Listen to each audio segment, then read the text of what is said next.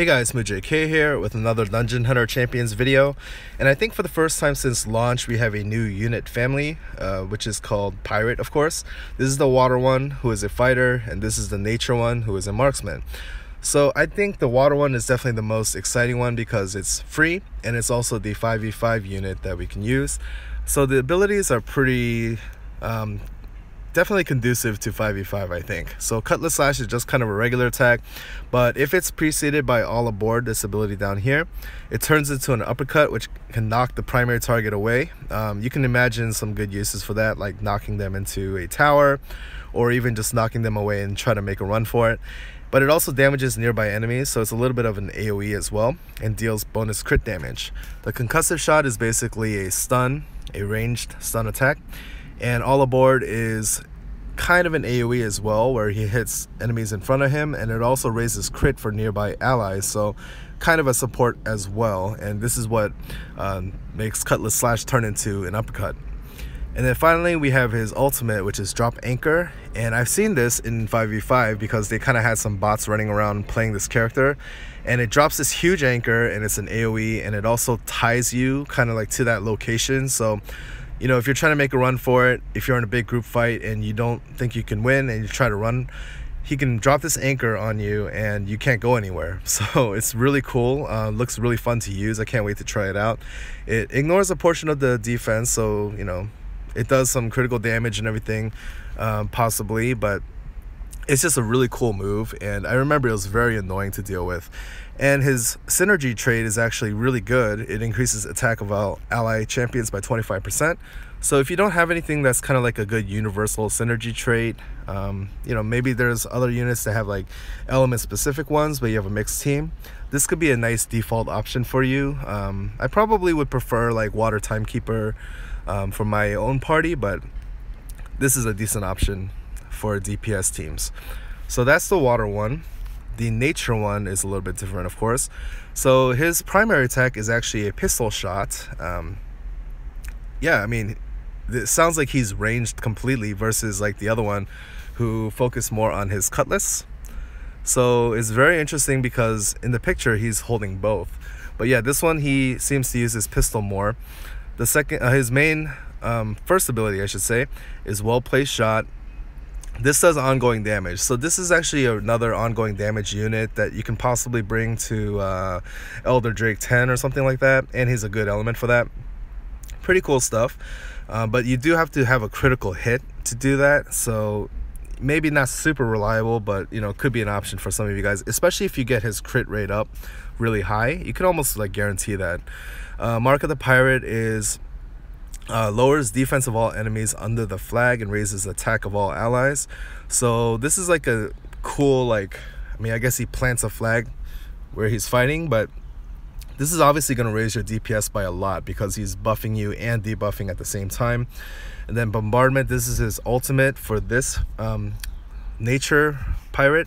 Yeah, cannonballs like basically rain on the enemies. So really cool how they how different they made these units, but I guess they could do that because there's only 2 varieties, so it's not going to be like, you know, 6 or something like that, or 5, whatever it is.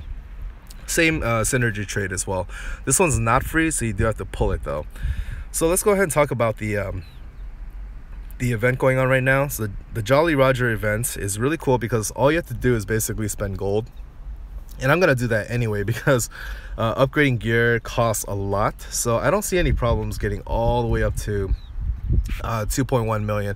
People are actually speculating on Reddit that it might be like 5 million to get the last milestone. But 2.1 is definitely attainable, especially in 2 weeks. I mean, this lasts for 2 weeks. Definitely not a problem. And there's a ton of goodies in here. Of course, energy is always useful, but I'm most interested in these Fuzzle Puffs.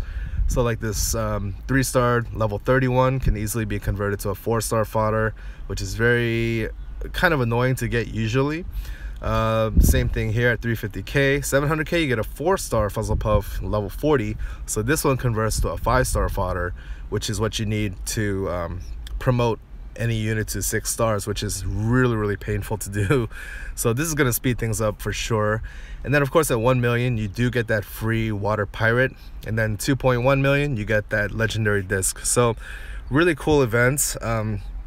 I would like to see some like event specific bosses and content in that way, but I think it's a little bit early for that right now. And there is still this ultimate Blitz going on, which is kind of like that. If you play other games, especially if you play Alchemist Code, this is kind of like your Veta Tower type of thing where you climb as far as you can go and you get, you know, first time clear rewards and stuff like that. And then if you can clear normal, which I haven't completely cleared yet, I might try it again because I have recently kind of spiked in power. You can try epic, and this gives you, you know, better prizes, but they're a lot harder as well. So definitely do this because I think it ends pretty quickly. Yeah, it ends in 1 day and 6 hours at the time of this taping. So there is still that going on, but I think once that ends, they probably will have some other kinds of events going on as well. Alright, so I'm going to pull for this Nature Pirate, but I'm first going to use my legendary discs that I got from the Master Packs.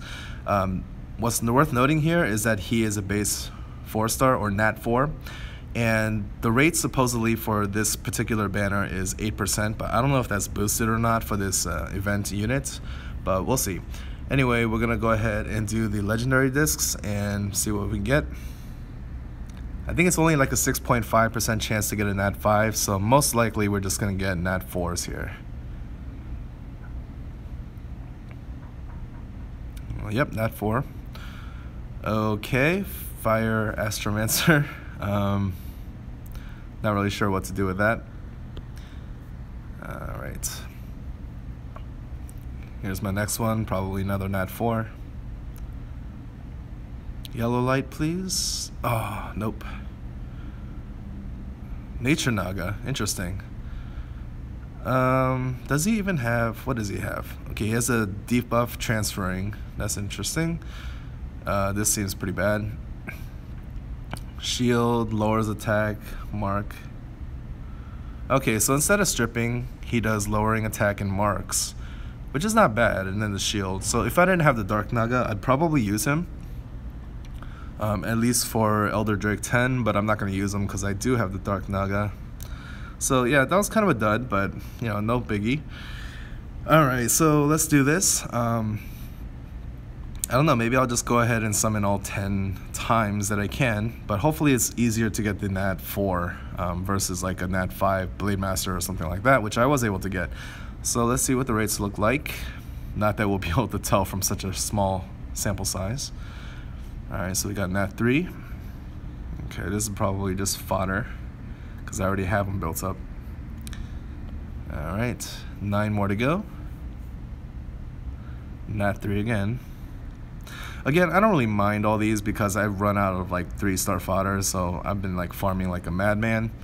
So this kind of saves me time. Don't really mind too much.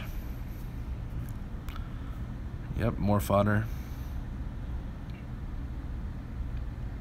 Of course, if you're just starting out, you probably don't want to pull on this particular banner. You probably want to get the premium packs instead because it costs less, 750, and you get 11 pulls versus 10, and you get like the training Fuzzle Puffs. So you know, that's definitely the better purchase, but for me, I'm just trying to specifically go for the Nature Pirate here. Not looking too good so far though.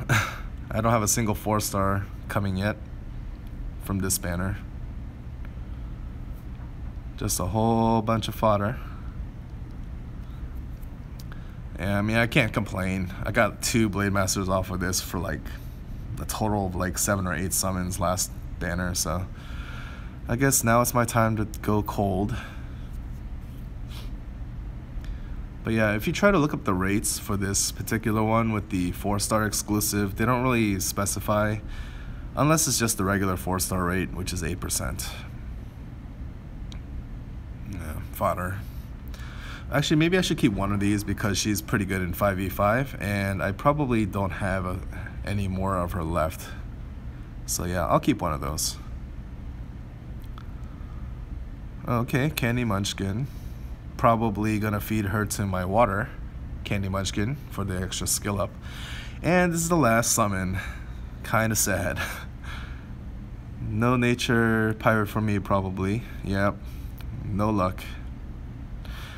Alright. That kind of sucks, but at least I'll have the water one to play with in just a little bit. And I do have this one shard summon here, so let's go ahead and do that. Yeah, just all nat 3s, pretty much, except for the legendary discs. Alright, well anyway, thank you guys for watching. Hope you guys have better luck trying to pull for him. I do think he could be a good daughter or ongoing damage dealer, but I don't think he's like a must-have or anything like that. So yeah, good luck if you're gonna pull. If not, then hope you guys enjoyed. Peace.